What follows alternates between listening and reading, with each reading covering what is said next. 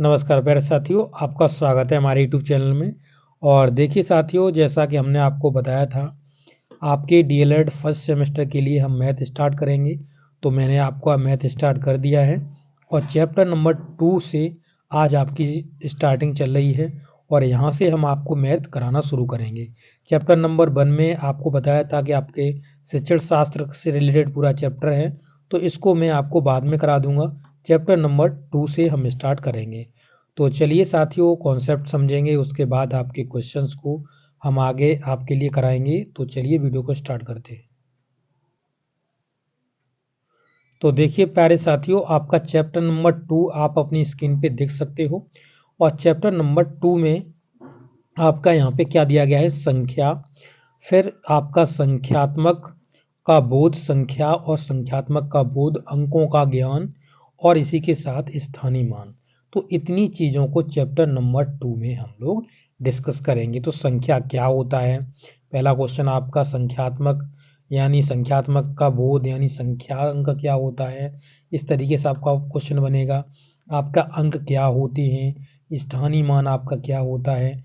तो आपके सभी जो यहाँ पे सवाल होने वाले हैं, उनके सभी के जवाब आपको क्रम से यहाँ पे मिलेंगे। तो चलिए डिस्कस करते हैं। तो पहले देखेंगे, देखिए साथियों, यहाँ से हम लोग स्टार्ट करते हैं और हम समझते हैं।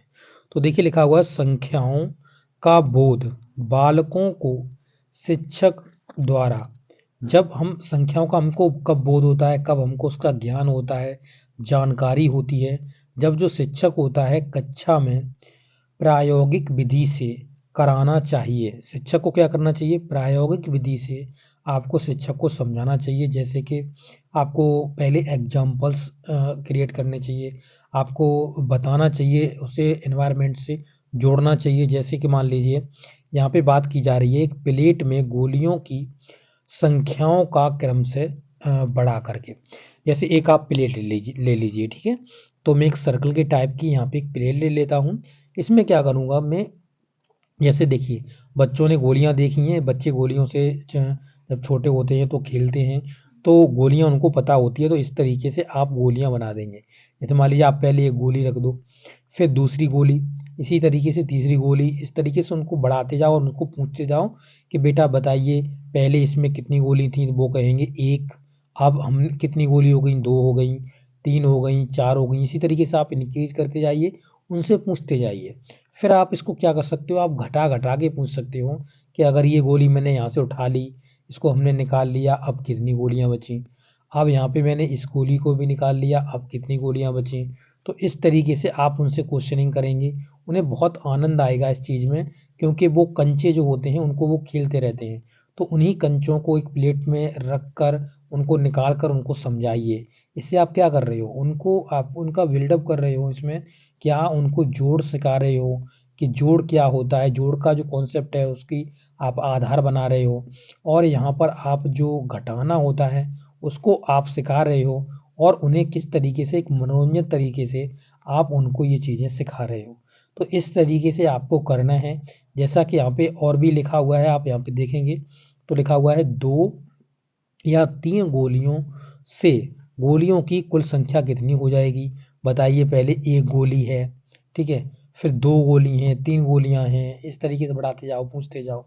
इसी तरीके से क्या कर सकते हो, आप प्लेट में गोलियों की संख्या को क्रम से कम करके भी आप उनसे क्वेश्चन पूछ सकते हो। तो हमने आपको बताया अभी किस तरीके से कम करना है, किस तरीके से क्वेश्चन पूछना है। ज़रूरी नहीं है आप एक कम करो। आप पहले इसमें ऐसा भी कर सकते हो, आप पहले एक कम कर दो, फिर आप उसमें से 2 उठा लो। आप बेटे बताइए इसमें कितनी गोलियाँ रह गईं। तो इस तरीके से उनको बहुत आनंद आएगा और इस चीज़ को वो इस अवधारणाओं को बना सकेंगे। तो इसी प्रकार बच्चों को संख्या का बोध कराना चाहिए, ठीक है। तो संख्या का बोध हो जाएगा बच्चे को कि 1 है, 2 है, 3 है।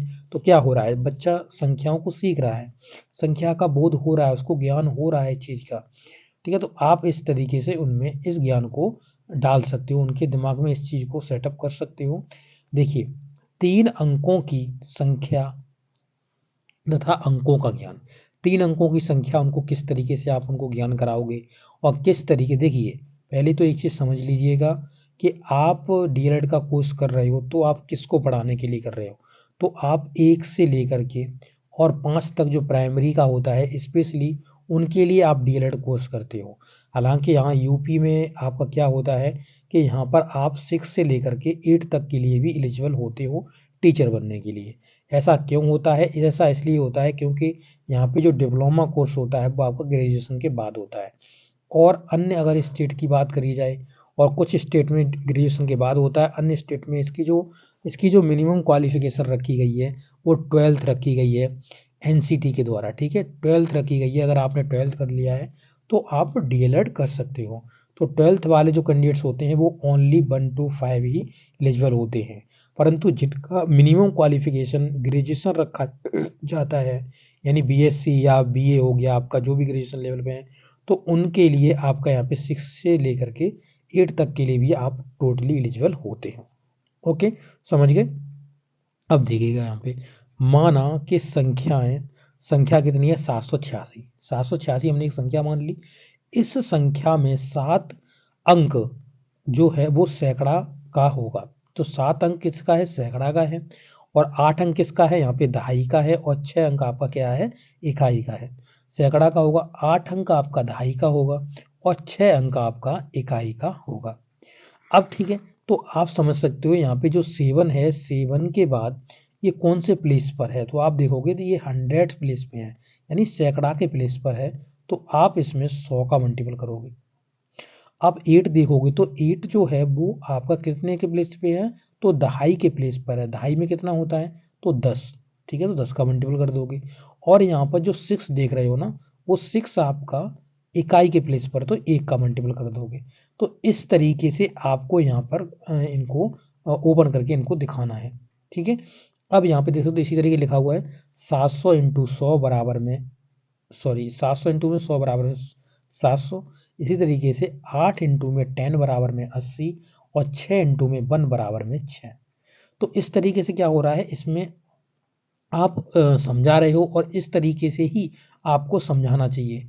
ठीक है, अब इस तरीके से पूरा यहाँ पे ओपन करके इस चीज़ को दिखाया जा रहा है।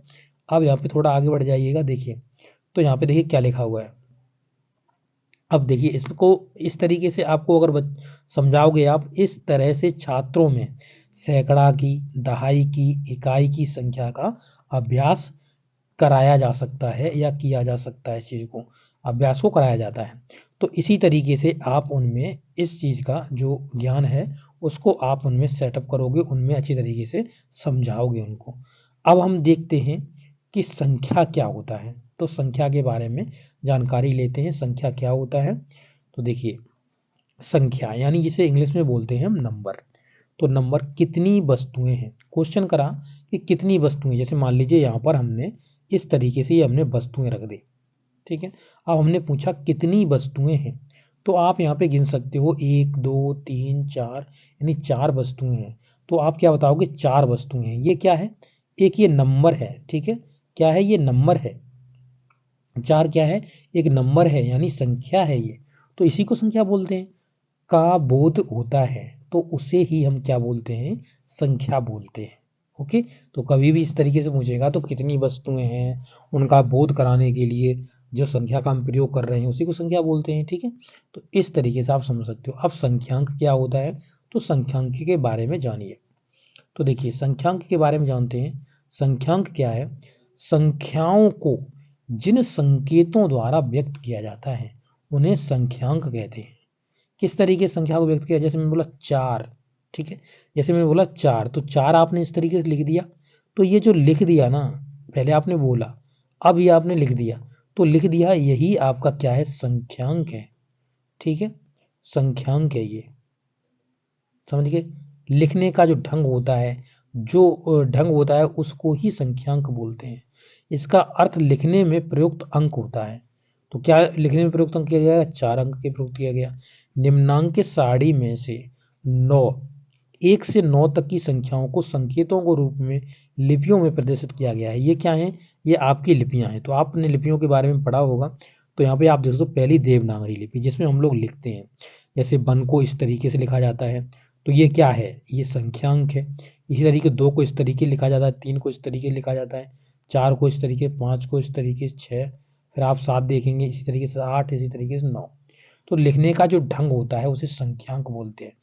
अब देखिएगा रोमन, तो रोमन में इस तरीके से 1 को लिखा जाता है, 2 को इस तरीके से, 3 को इस तरीके से, 4 को इसको 5, फिर 6 हो गया, 7 हो गया, 8 हो गया, 9 हो गया, तो इस तरीके से लिखा। देखिए रोमन में किस तरीके से इसकी जो लिखावट होती है वो मैं आपको देखो यहाँ पे थोड़ा समझाने का प्रयास करता हूँ। देखिए इसमें क्या होता है कि 1 से लेकर के 3 तक तो ये बढ़ते हैं, ये आगे जाते हैं।